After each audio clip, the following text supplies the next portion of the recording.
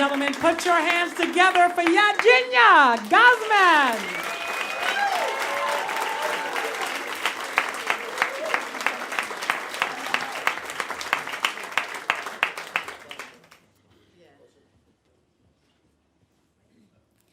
So I was at the CVS in downtown Detroit at the pharmacy aisle, waiting for someone to help me.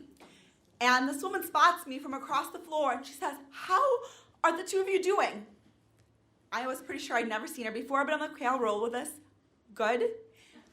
And she's just like, "I knew it. Are you having a boy?" I'm not pregnant.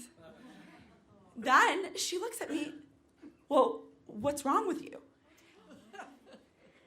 I mean, I'm lost for words. I'm like, let me just fall through this floor right now. And she says, "You know what? When you go to see your doctor, ask about your thyroid.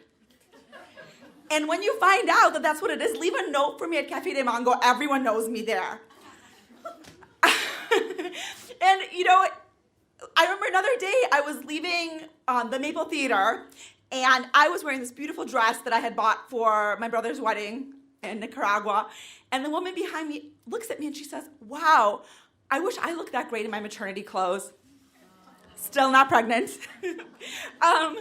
And then I was in West Village in Detroit with my friend David. We were just standing on the block. He was talking to a couple, and this woman from the cycle studio makes a beeline for me with this huge smile on her face and says, "We are starting prenatal classes. We'd love to have you." And I just look at her and I say, "I'm not pregnant, I'm fat."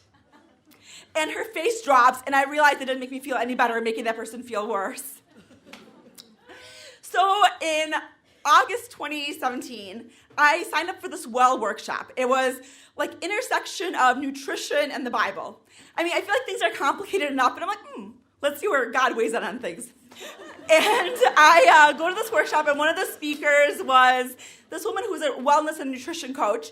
And the thing I liked about what she had to say is that there's not one diet for everyone, because it's so freaking confusing, right? There's not one diet for everyone, and and she works with people. I'm like, that's it, sign me up, 6 months, and like I have no money, but I will PayPal account, whatever. So I remember when I met with her, she said after listening to me, she's like, "Let's try going off gluten. Let's try for 4 weeks, see how you feel." And that was kind of her thing, like, we're gonna try something for a short time, see if it makes you feel better. Well, it didn't make me feel worse, and it wasn't just weight. It's like I had like pain in my stomach, like sometimes. Like my doctor was also trying to figure out what was wrong. But anyways, over the course of the year, like from August 2017 to like around July of 2018, I steadily lost 30 pounds, and mainly just not eating gluten. And all of a sudden, everybody's like, "Oh, you look great. Like, what are you doing?"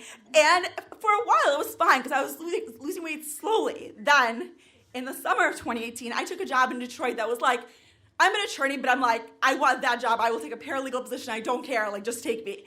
And I didn't do the math on how much I would be earning. But suddenly I'm like, okay, things are not adding up. So all of a sudden, I'm like, maybe I should learn how to budget. So I download the Every Dollar app, and I put in, and I'm like, oh, I don't have disposable income or income for like things like food. And all of a sudden, I had this like level of stress and actually internalizing it in a way I never had before in my life. So like even like the Silver Dairy on Farmington, it's like less than $2 for an ice cream, a soft serve, and I'm like, I cannot do this.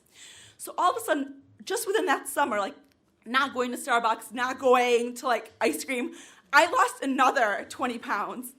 And everyone is still saying to me, like, "You look so great. Like, what are you doing? What's your secret?" And I remember like by February of 2018, I weighed myself for the last time and took a picture of myself in the mirror, like selfie, but not cute, covering my face. I was within 9 pounds of underweight for my height. And I posted that on Facebook. I'm like, we need to start asking the right questions. Not like, how are you getting so tiny and invisible, but are you eating lunch? Like how are you feeling? And I really, also when I would look at pictures of myself, I start to shame myself for when my face is bigger or smaller, or my waist is bigger or smaller. And the reality is that beauty is when your smile lights up a room, and beauty is when you shatter stigma with your confidence. Yes. And beauty is you, just the way you are. Woo! Thank you.